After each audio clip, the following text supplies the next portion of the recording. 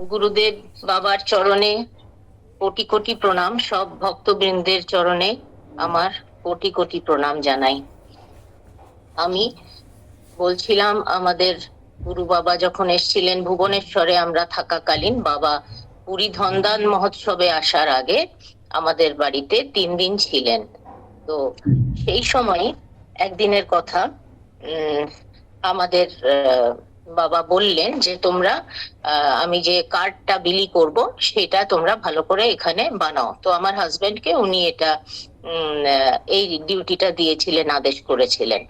তো খুব সুন্দর একটা ছবি দিয়ে বাবার কার্ড তৈরি হলো। কি লিখতে হবে, কিভাবে লিখতে হবে, বাবা সব বলে দিয়েছিলেন।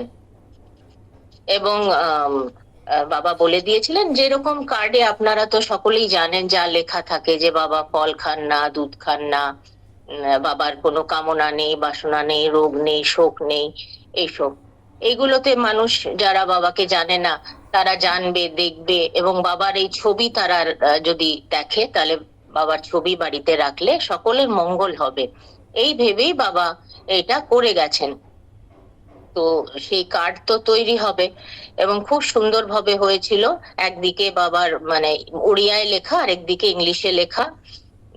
তখন আমার মনে মনে একটা প্রশ্ন এলো যে বাবা তো এত এত মহান পণ্ডিত, মানে শুধু যে উনি এত বড় মহাপুরুষ, এত ওনার অগাধ জ্ঞান, এটা ছাড়াও তো জাগতিক জ্ঞানেও বাবা প্রচুর পণ্ডিত ছিলেন। উনি এত বড় ডাক্তার ছিলেন। ওনার মানে ওনার ডিগ্রির ব্যাপারে আমি একটু বলি। কালকেও একবার বলেছিলাম যে তখন এমবিবিএস করা বলতো না, শুধু এমবি বলতো। বাবা 1925-এ করেছিলেন ব্যাচেলার্স অফ মেডিসিন। তখন সার্জারিটা আলাদাভাবে পড়ানো হতো, সেটা উনি পড়াশোনা করলেন। তারপরে এমআরসিপি করলেন, লন্ডনে গিয়ে পিএইচডি সাইকিয়াট্রি করলেন।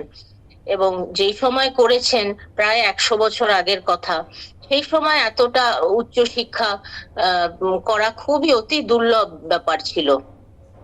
কিন্তু বাবার যিনি গুরুদেব ছিলেন ওঙ্কারানন্দ গোস্বামী, উনিও ডাক্তার ছিলেন এবং উনি মেডিকেল কলেজের পড়াতেন। উনি প্রফেসর ছিলেন কলকাতা মেডিকেল কলেজে। কাজে উনিও তারপরে সব ছেড়ে উনি নবদ্বীপে সন্ন্যাসী হয়ে গেছিলেন। ছোট্ট কুটিরেই থাকতেন, কোনো বড় আশ্রম ওনার ছিল না। একদম উনিও সর্বত্যাগী ছিলেন। তো গুরুর কৃপাতেই বাবা উনি এত কিছু পড়াশোনাও করেছিলেন এবং গুরুর ইচ্ছাতেই বাবা বিদেশে গিয়ে এত পড়াশোনা করলেন। উনি এত এত সেবা করলেন। পড়াশোনা করে উনি সেই ওনার যে জ্ঞান, ওনার ভালোবাসা, ওনার স্নেহ দিয়ে উনি অগণিত মানুষের সেবা করেছেন, চিকিৎসা করেছেন। বাবা বলেছেন যে come forth to learn and go forth to serve. এসো এখানে পড়াশোনা করো, সব ধরনের জ্ঞান অর্জন করো, তারপরে এটাকে বিতরণ করো, মানুষের মধ্যে ছড়িয়ে দাও, সেবা করো যে যেভাবে পারো। এটাই ছিল বাবার ইচ্ছে এবং বাবার শিক্ষা বাণী আমাদের সকলের জন্য। কিন্তু তখন আমি ভাবলাম যে বাবার খালি কিছু জিনিস প্রচার হচ্ছে, বাবার আধ্যাত্মিক দিকটা অবশ্যই প্রচার হচ্ছে, যেটা খুবই প্রয়োজন। কিন্তু যদি বাবা যে এত এত বড়, এত শিক্ষিত ছিলেন, যদি সাধারণ মানুষের কাছে ওনার এই জাগতিক বিদ্যার কথাও যদি প্রকাশ পায়, তাহলে হয়তো মানুষ যারা ওনাকে কিছুই জানে না তারা বাবাকে আর একটু, বাবার কথাগুলোকে আরো সিরিয়াসলি নেবে। মানে একজন মহাত্মা বলছেন যে আমার লাইফস্টাইলটা দেখো, যা ভালো লাগে গ্রহণ করো। আর যদি কোনো কমন পিপল যারা বাবাকে প্রথম দেখছে, তারা যদি জানে যে বাবা শুধু একজন মহাত্মা নন, তার সাথে সাথে উনি এত বড় ডাক্তার, এমআরসিপি, পিএইচডি, লন্ডনে উনি এত বছর ছিলেন, এত দেশে বিদেশে উনি ঘুরেছেন, তাহলে হয়তো মানুষ ওনাকে আরো সিরিয়াসলি নেবে, ওনার কথাগুলো আরো মন দিয়ে শুনবে এবং ওনার লাইফস্টাইলটা আরো বেশি ওরা ফলো করার বা বোঝার চেষ্টা করবে। এই কথাটা আমি ভাবলাম তখন। এবং যেহেতু বাবা আমাদের বাড়িতে ছিলেন সেই সময় এবং এত আপন করে নিয়েছিলেন, আপন ভাবে যেন নিজের বাড়ির মানুষ, সেইভাবে বাবা চলছিলেন, তাই আমি বাবাকে একটু হালকা করে বলার সাহস করলাম যে বাবা, যদি এগুলো একটু একটু যদি বলা হয় তাহলে কিরকম হয়। তখন বাবা আমাকে বললেন, বাবা বেশ একটু বিরক্ত হয়ে উত্তেজিত হয়ে আমাকে বললেন যে ঠিক আছে, তুমি এক কাজ করো, তুমি একটা ব্যানার তৈরি করো, আর তার মধ্যে লেখো, বড় বড় করে লেখো যে আমার বাবা এমআরসিপি পিএইচডি। ভালো হবে। মানে বাবা মানে খুবই অখুশি হলেন মনে হলো আমার কথায়। এবং আমি বুঝলাম যে বাবা কে আমি একটু মানে সুখ তো দিতে পারলামই না। মানে খুব খারাপ লাগলো আমার যে আমি বোধহয় বাবাকে দুঃখ দিলাম, বুঝলাম না বাবাকে। তখন আমি চুপ হয়ে গেলাম। বাবা তো অন্তর্যামী, বাবা আমার মনের কথা বুঝে তখনই বললেন যে এখন তো এমআরসিপি পিএইচডি এগুলো তো অনেকেই করছে, ঘরে ঘরে আছে, কিন্তু তাদেরকে কি কেউ দেখতে আসছে? কিন্তু আমাকে দেখো, এত মানুষ দেখতে আসছে, তোমাকে বুঝতে হবে যে আমাকে লোকে কেন দেখতে আসছে। মানে আমি এটাই বুঝলাম যে বাবা তার স্পিরিচুয়াল সাইডটাই শুধু হাইলাইট করতে চাইছেন মানুষের কাছে। তারপরে কিন্তু আমার মন তো প্রশ্নর থামে না, মনে মনেই আমি ভাবলাম যে ঠিক আছে, বাবা এখন তো উনি বলছেন যে এমআরসিপি পিএইচডি অনেকেই করতে পারে, কমন হয়েছে ঠিকই, কিন্তু আপনি তো এখনকার নন বাবা। আমি ভাবছি মনে মনে যে আপনি তো এখনকার নন, এই ডিগ্রিগুলো প্রায় আপনি 100 বছর আগে করেছিলেন। তখনকার সময় আমাদের দেশের বহু মানুষই তো অশিক্ষিতই ছিল। কিন্তু আমি এবার সতর্ক হয়ে গেছি, নিজের মনকে চুপ করালাম যাতে আবার কোনো ভুলভাল কথা যেন বলে না ফেলি। কিন্তু আজকের দিনে আমি বুঝতে পারছি যে বাবা ছিলেন সর্বত্যাগী সন্ন্যাসী। বাবার কোনো কিছুর প্রতি বাবার কোনো আসক্তি ছিল না। বাবা তার সবকিছু বিলিয়ে দিয়েছেন সাধারণ মানুষের, তার ভক্তদের উন্নতির জন্য, সব ধরনের উন্নতির জন্য বাবা ভেবেছেন। কাজেই বাবা তো সবই ত্যাগ করেছিলেন, তার কাছে এই উপাধি ত্যাগ বড় কথা ছিল না। এবং এই উপাধি ত্যাগটা কিন্তু অনেক দেরিতে আসে। অনেকেই ঘর বাড়ি ছেড়ে হয়তো আশ্রমবাসী হয়ে গেছেন, সন্ন্যাসী হয়ে গেছেন, কিন্তু তাও তার যে ইগো, তার অহং, তার এই আমি মহান্ত হব বা এই ধরনের ইচ্ছাগুলো ত্যাগ করা, এটা মানে খুবই পরে আসে এবং অতি বিরল ব্যাপার আর কি। তো বাবা ছিলেন এত মহান যে তাকে ঠিক আমরা বুঝতে পারা আমাদের পক্ষে মুশকিল। তারপরে বাবা আমাদের বাড়িতে ছিলেন, তখন মনে হচ্ছিল যেন একটা স্বর্গীয় পরিবেশ। এবং বাবা আমার গানও শুনলেন। আমি বাবাকে কিছু ভক্তিগীতি, রবীন্দ্রসঙ্গীত, ভজন এসব শোনালাম। তারপরে মনে হচ্ছিল এমন যে আমরা বাবার বাড়িতে আছি, এ শুধু 3 দিনের ব্যাপার নয়, আমরা বহুদিন ধরে বাবার বাড়িতেই আছি এবং আমাদের বাবা ছাড়া চলবে না। এবং এটাও মনে হচ্ছিল যে বাবারও বোধহয় আমাদের ছাড়া চলবে না। এত আপন করে নিতে পারার ক্ষমতা ছিল আমাদের বাবার। তারপরে বাবা যেদিন রওনা হলেন ভুবনেশ্বর থেকে পুরীর উদ্দেশ্যে, তখন আমরা সকলে প্রণাম করলাম একে একে। তারপরে বাবা, মামনি দি, গণেশ দাদা, কৃষ্ণা বৌদি, ওনারা সবাই নিচে নেমে গেলেন, নেমে ওনারা গাড়িতে উঠলেন। আমরা দাঁড়িয়ে আছি। বাবা কিন্তু একবারও পেছন ফিরে তাকালেন না। এই 3 দিন মনে হচ্ছিল যে বাবারও বোধহয় আমাদের ছাড়া চলবে না, আমাদের তো চলবেই না। এত আপন, এত আপন, এত আপন হতে পারে না কেউ। কিন্তু তিনি যখন বেরিয়ে গেলেন, একবারও উনি পেছন ফিরে একবারও তাকালেন না। আমাদের সকলের চোখে জল ভরে এলো। কিন্তু বাবার সাথে তো আবার দেখা হবে, কদিন বাদেই পুরীর ধনদান মহোৎসব। তাই মনের আনন্দেই আমরা আবার ঘরে ফিরলাম। হ্যাঁ, বাবা যখন ছিলেন আমাদের বাড়িতে, একটা প্রসঙ্গ, একবার কথা উঠেছিল ভৃগুমুনির ব্যাপারে। বাবা বলছিলেন মুনিদের মধ্যে উনি শ্রেষ্ঠ ছিলেন, ভৃগুমুনি। তখন আমি বললাম যে বাবা, এই ভৃগুমুনির আশ্রমে কিন্তু আমরা গেছি, ভারুচে, ওখানে ওনার সমাধিও আছে, দেখেছি। বাবা তখন অবাক হয়ে বললেন, সে কি, তুমি কি করে ভৃগুমুনির আশ্রমে গেলে? এসব জায়গায় যাওয়া তো সহজ নয়, নিশ্চয়ই আগের জন্মে গেছো। আসলে এটার ব্যাকগ্রাউন্ডটা আমি একটু বলি, যে আসলে আমার হাজবেন্ড ওই সময় আহমেদাবাদে পোস্টেড ছিলেন, গুজরাটে পোস্টেড ছিলেন, এবং আমরা সে সময় গুজরাটটা খুব ভালো করে দেখেছি এবং খুব ভালো ঘুরেছি। ভারুচ জায়গাটার নাম ভৃগু কচ্ছ, এটা ভৃগুমুনির নাম থেকেই এসেছে। এখানে নর্মদা নদী আরব সাগরে পড়েছে। নর্মদার উদ্গম সকলেই জানি আমরা অমরকন্টকে, এবং পড়ছে নদীটি গিয়ে আরব সাগরে। ভরুচ ওই জায়গাটা, আজকের দিনের ভরুচ, এটা ভৃগুমুনির নাম থেকেই এসেছে। তো আমার খুব ইচ্ছে যে যখন যাচ্ছি তাহলে ভৃগুমুনির আশ্রমে যাব। তো আমার হাজবেন্ডকে বলাতে উনি ওনার এক পরিচিত ভদ্রলোক গুজরাটি, উনি ভারুচেই থাকেন, তো তাকে বলা হলো যে আপনি একটু আমাদেরকে ভারুচে আপনি ভৃগুমুনির আশ্রমটা দর্শন করাবেন। তখন উনি বললেন যে আচ্ছা আচ্ছা, হ্যাঁ আমরা তো ছোট থেকে শুনেছি ভৃগুমুনির আশ্রম আছে, সমাধি আছে, কিন্তু এখন অব্দি যাইনি, এখানেই থেকেছি, বড় হয়েছি, কিন্তু ভৃগুমুনির আশ্রম আমি দেখিনি। তো ঠিক আছে, আপনারা দর্শন করবেন, আমি ওটা খুঁজে আমি আপনাদেরকে নিয়ে যাব।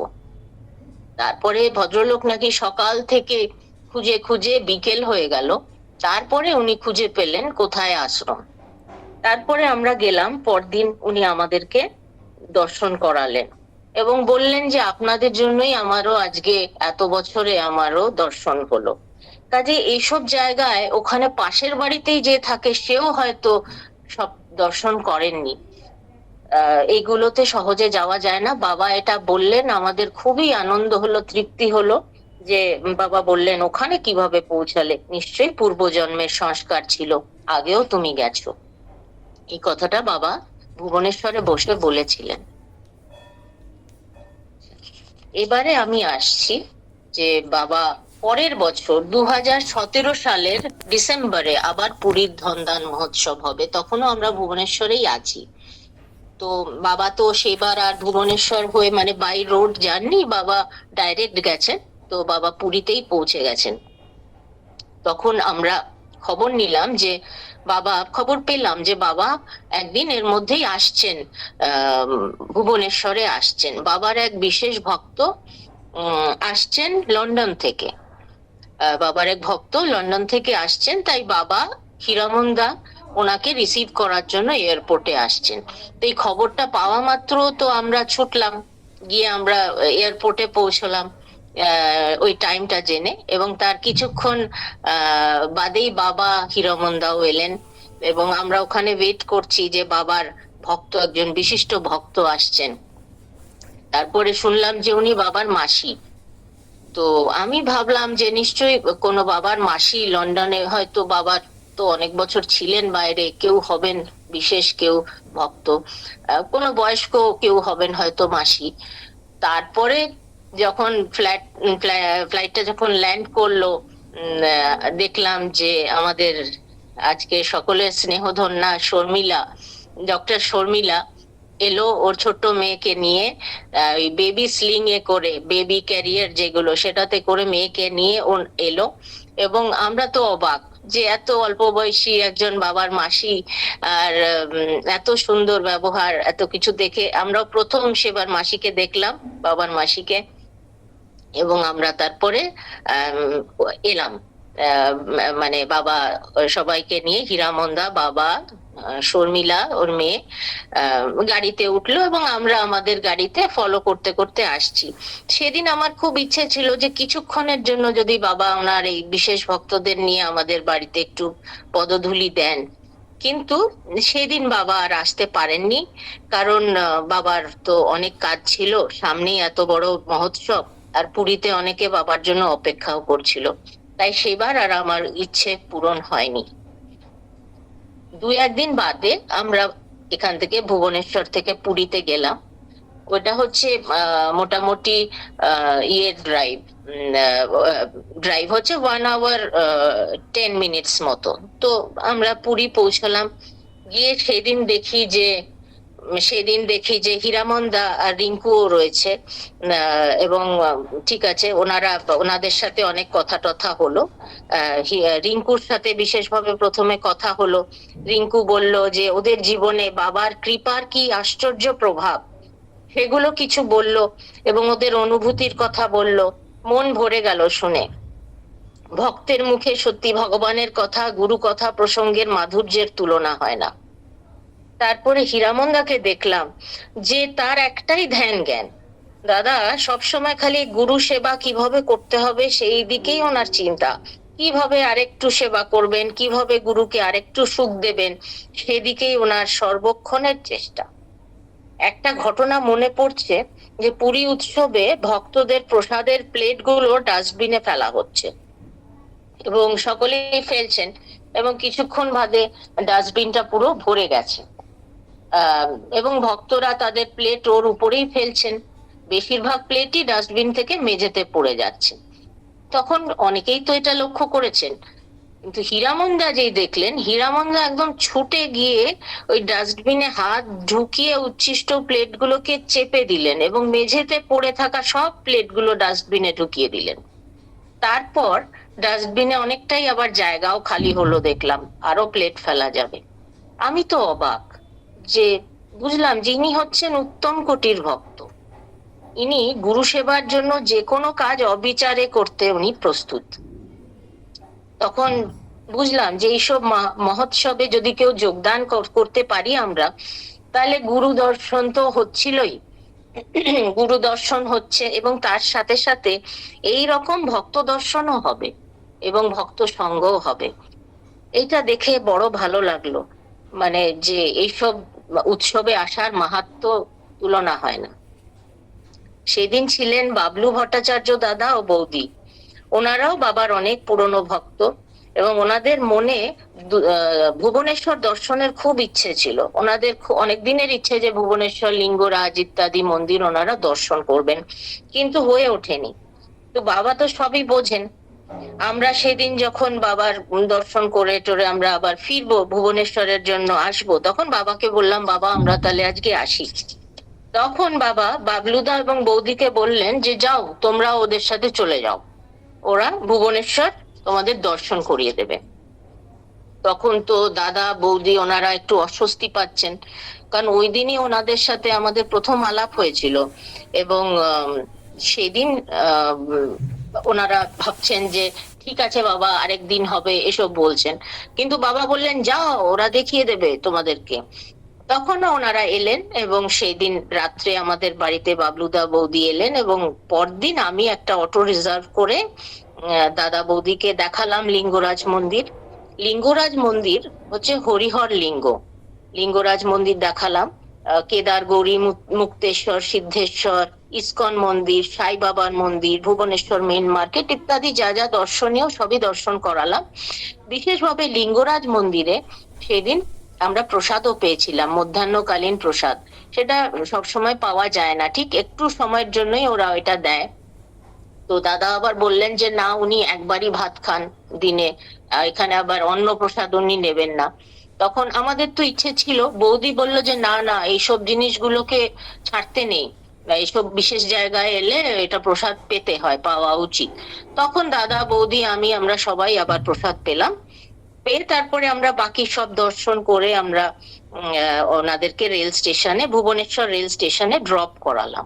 আরেকটা বিশেষ জিনিস, যে লিঙ্গরাজে আমরা অনেকবার গেছি, সেটা লিঙ্গটা একটা কভার দিয়ে ঢাকা দেয়া থাকে, উপরে একটা গোল্ডেন প্লেট বিরাট বড় দিয়ে ঢাকা থাকে। সেই দিন সেটা ছিল না, খোলা ছিল। মানে ভুবনেশ্বর লিঙ্গ, এই লিঙ্গরাজ লিঙ্গটা কিরকম দেখতে সেটা ওই দিন আমরা দর্শন করেছিলাম এবং শুধু দর্শন না, তার সাথে স্পর্শ করতে পেরেছিলাম। মানে ওই দিন বাবার বিশেষ কৃপা ছিল এবং বাবা আমাদের বাড়ি ওইবার আসেননি, কিন্তু এই ভক্তদের মধ্যে দিয়েই বাবা এসেছিলেন বলেই আমার বিশ্বাস, এবং আমাদের ওইভাবে দর্শন হলো, স্পর্শন হলো। লিঙ্গরাজ প্রণাম করে বা দাদা বৌদিকে আমি ভুবনেশ্বর রেল স্টেশনে ড্রপ করলাম এবং বাবার কৃপায় ওনাদেরও ভুবনেশ্বর দর্শন হলো খুবই ভালোভাবে। ওনারা খুবই আনন্দিত এবং আমিও প্রকৃত ভক্ত সঙ্গ পেয়ে খুবই ধন্য হলাম। আজকে আমি এখানেই শেষ করছি। সকলকে আমার প্রণাম।